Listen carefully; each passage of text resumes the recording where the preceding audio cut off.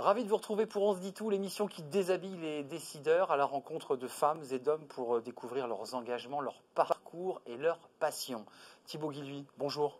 Bonjour. Ravi de vous accueillir. Apparemment. Haut commissaire à l'emploi et à l'engagement des entreprises. On se dit tout? Allez, c'est parti.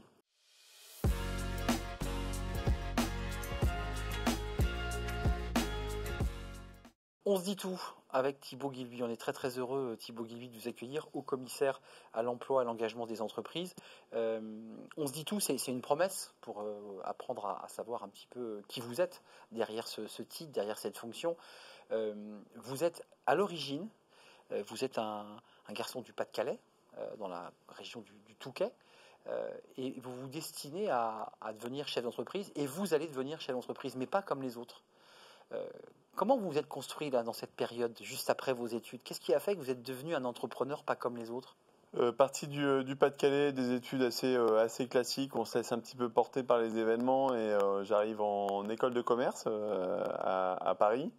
Et là, peut-être deux choses que j'en retire. Le premier jour où on me présente les statistiques de la promotion, et où il y a moins d'1% de fils d'agriculteurs et d'ouvriers. Moi, je viens du Pas-de-Calais, où c'est plutôt rural, un schéma assez inverse. Et puis l'après-midi, on est accueilli par le Premier ministre qui nous dit « Vous êtes l'élite de la France ». Et donc là, je trouve une dissonance. C'était qui le Premier ministre? C'était Jean-Pierre Raffarin, à l'époque. Et une vraie dissonance entre le matin où on nous explique finalement de façon implicite qu'on a été sélectionné parmi une élite sociale plus qu'une élite académique, et que l'après-midi on nous dit c'est vous qui êtes l'avenir de la France, c'est vous qui avez tout le potentiel. Donc il y a une forme quand même de supercherie, et clairement ça matérialisait l'inégalité des chances, le manque de discrimination, enfin la discrimination sociale dans notre système scolaire, dans notre système académique. Et donc ça retire rien à notre mérite. On a travaillé, on a fait des efforts, mais on passe. Ça veut dire que non seulement on passe à côté d'énormément de potentiel, d'énormément de talent dans le pays, et en plus de ça, finalement, dès le départ, on crée une forme d'injustice qui est pas bonne. La deuxième chose que je retiens de cette expérience et qui a nourri mon engagement, c'est l'entreprise. Et qu'on nous présentait une vision de l'entreprise assez desséchée. La dernière ligne du compte de résultat, le taux de rendement à 15%, et d'ailleurs qu'on entend encore cette... c'est pas mort ça, hein. C'est pas mort quand vous discutez avec des fonds de capital investissement ou etc. Alors que ça fait quand même bien longtemps que le taux de croissance à 10%, on ne l'a pas connu. Et donc il y a un moment donné, en fait, cette vision desséchée, on voit bien qu'elle nous entraîne dans un mur de la motivation, mur de la durabilité, dans un mur écologique. Et donc du coup, je me suis posé la question j'aime bien l'esprit d'entreprise, j'adore l'esprit d'entreprise, j'adore créer des entreprises. Entreprendre, c'est magnifique. Mobiliser des équipes pour pouvoir réfléchir à une idée et la rendre concrète dans le réel, etc. C'est quand même quelque chose d'assez formidable. Mais il faut que la finalité, pour moi, elle soit utile, sociale, environnementale. Et donc, c'est vrai que les deux, voilà, donc je n'ai fait que lancer, développer des entreprises, des groupes d'entreprises dans plein de domaines, mais où la finalité était sociale et écologique, et où le moteur, lui, était entrepreneurial et économique. Mais un jeune, une solution, on va en parler, parce que c'est quelque chose qui vous tient très à cœur. J'ai le sentiment, à travers cette anecdote que je ne connaissais pas, qu'elle est née finalement lorsque vous avez été reçu par Jean-Pierre Raffarin ce jour-là. C'est-à-dire que l'idée vous ne saviez pas que vous alliez créer un jeune, une solution, mais elle était en gestation, cette initiative. Le mentorat, un jeune, une solution, ça naît dès votre école de commerce. Vous avez le sentiment qu'il y a une inégalité. Vous vous sentez privilégié ce jour-là, ou vous dites « je ne suis pas à ma place » ?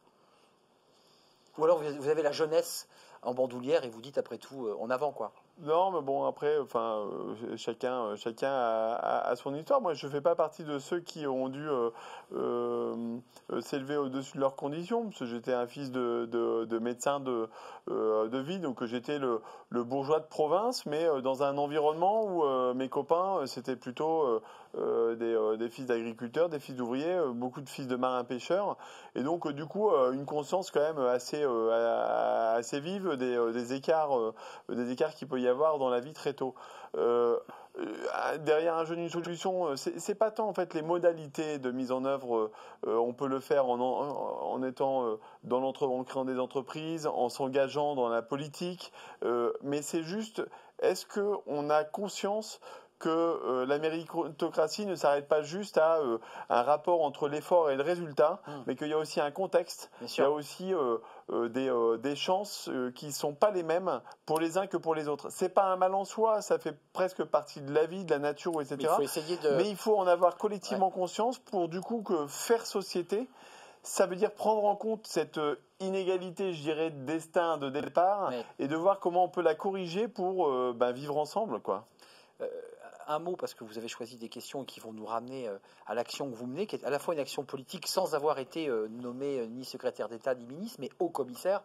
Il y a chez vous, j'ai ce sentiment en tout cas, qu'il y a une forme d'idéalisme, de vouloir transformer le monde, de le changer. Il y a ça en vous. Ouais, je dirais que c'est quasiment même la définition même de l'idéalisme. Mais tout le monde n'est pas idéaliste. Hein. En fait... quand vous construisez, enfin moi en tout cas, ce qui est sûr, c'est que je construis ma vie. J'ai construit ma vie sur ces constats finalement d'une forme d'injustice, d'inégalité, et c'est objectivement moi ce qui vous anime, qui à la fois m'insupporte et à la fois m'anime. Voilà, du coup d'aller chercher et d'aller essayer de contribuer, en tout cas à ma modeste mesure, à faire en sorte que chacun puisse croire en lui, développer ses talents, ses compétences, et même quand on est vraiment dans des situations de galère, de galère très importantes. Et donc, est-ce que c'est de l'idéalisme que de croire en l'autre? Je sais pas. Moi, je pense que, en tout cas, tout le monde devrait être comme vous dans ce cas-là. Ouais, et à la limite, je pense que l'essentiel des gens sont comme ça. Après, c'est comment ils arrivent à conjuguer entre leur vie, leur choix professionnel et finalement cette forme d'idéalisme de croire en l'autre au-delà de son cercle familial, au-delà de son cercle d'amis. Vous avez choisi des questions, on va découvrir la question du Collège de Paris, qui est cette communauté d'écoles qui rend l'excellence accessible à tous, juste après le jingle.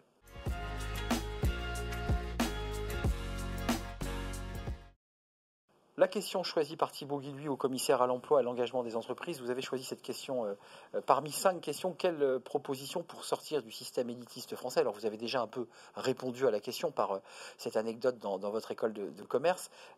Comment réduire les inégalités d'insertion et finalement une forme de discrimination entre des jeunes ayant le même diplôme mais n'accédant pas aux mêmes emplois?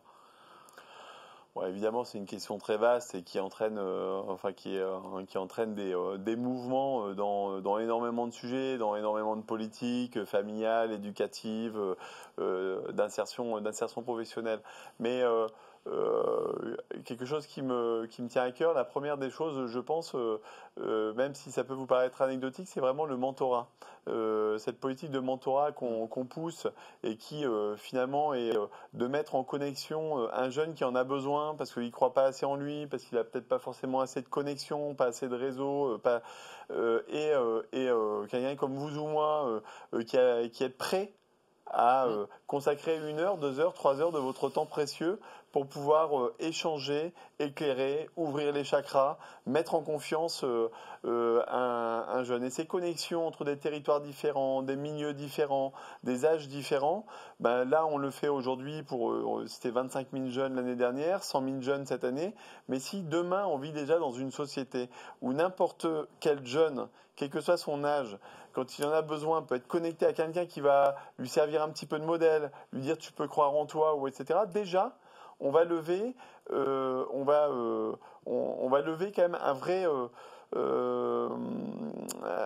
une vraie chape sur ce qui est cet élitisme ou cette inégalité des chances. À double titre, parce qu'on rend possible des destins, et ça c'est démontré, archi démontré pour tous ces jeunes qui sont mentorés, mais surtout, on apprend à changer le regard, parce qu'en mentorant, en fait, on prend conscience des choses. Et en fait, la réalité, Ouais, c'est que collectivement, on n'a pas forcément conscience. On a toujours tendance à s'attribuer quand même un petit peu plus de mérite que nous n'en avons vraiment. Et c'est difficile d'attribuer finalement au contexte social, à quelque chose d'un peu immanent, ses propres mérites. Moi, je pense que derrière le mérite, il y a aussi beaucoup de chance. Oui. Il y a évidemment de l'effort, il y a de l'engagement, il y a une part Il y a de la chance. voilà, il y a cette part-là qu'on se donne, mais il y a aussi le contexte, la chance là-dessus. Le mentorat, faut le préciser, hein, il est inscrit dans la plateforme Un jeune, une solution. Hein. C'est un des outils de la plateforme. Hein. Ce qui est formidable avec le mentorat, c'est que tout le monde peut devenir mentor et tout le monde peut être mentoré. D'ailleurs, parfois, tout le monde peut être les deux. Et donc, il suffit juste d'aller sur Un jeune, un mentor, sur la plateforme Un jeune, une solution, et vous y allez. Mais au-delà de ça, sur les inégalités, peut-être un deuxième sujet qui pour moi est important, c'est les diplômes. C'est de sortir de cette société des diplômes, la diplomite, comme j'ai tendance à l'appeler. Alors, évidemment, un diplôme, c'est pas quelque chose de mal en soi, au contraire, hein, puisque ça vient sanctionner à un moment donné un parcours, des apprentissages, mais il faut passer à la société de la compétence. Et il y a plein d'autres moyens que la scolarité pour pouvoir développer des compétences. Et la validation des acquis de l'expérience, par exemple, est très importante. Et donc, on sera dans une société qui sera beaucoup plus mobile, socialement, opérationnellement, j'ai envie de dire, et face aux défis qui sont les nôtres. Parce que là, maintenant, on vit dans une société qui est volatile, qui est ambiguë, qui est incertaine, qui ne cesse de changer. Et donc, il faut plutôt qu'on soit dans une culture de l'adaptation permanente à ces nouveaux enjeux, à ces nouveaux défis. Et donc, le diplôme acquis au plus jeune âge et qui vous détermine ensuite énormément de choses pendant tout le reste de la vie, je pense que ça, c'est un système du passé et qu'il y a une opportunité à s'affranchir ou dépasser ce système du diplôme pour passer à la société de la compétence. La question d'Anne Jarreau, elle fait référence, et vous l'avez choisi Thibaut Guilhuy, sur la guerre des talents. Je vous pose cette question juste après le jingle.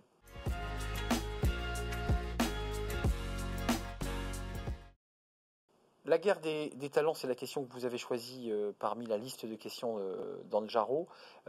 C'est le sujet majeur. On évoquait l'accès de certains jeunes, pas forcément toujours diplômés ou n'ayant pas les bons diplômes. Là, on parle de la guerre des talents. Ça veut dire quoi pour vous, la guerre des talents ? La guerre des talents, d'ailleurs, presque dans la question, on se fait la guerre pour avoir un talent. Donc, on se l'arrache. On se l'arrache. Moi, je pense qu'il faut passer de la guerre des talents à la fabrique des talents. Et ça renvoie d'ailleurs à ce qu'on se disait tout à l'heure, c'est que plutôt que de passer à côté des talents et puis finalement que la société est encore assez aveugle en fait au potentiel de beaucoup de personnes. Donc, si on passe à une société qui est capable d'identifier, de révéler tous les potentiels, la guerre des talents sera beaucoup plus sympathique. Thibaut Guilhuy, on termine. Alors là, c'est la question de l'hémicycle. Alors, nos invités, dans On se dit tous, poussent un coup de gueule, parfois s'adressent aux institutions. Vous êtes l'incarnation des hauts commissaires à l'emploi et à l'engagement. On va poser et on va entendre votre question, la question de l'hémicycle posée par le haut commissaire.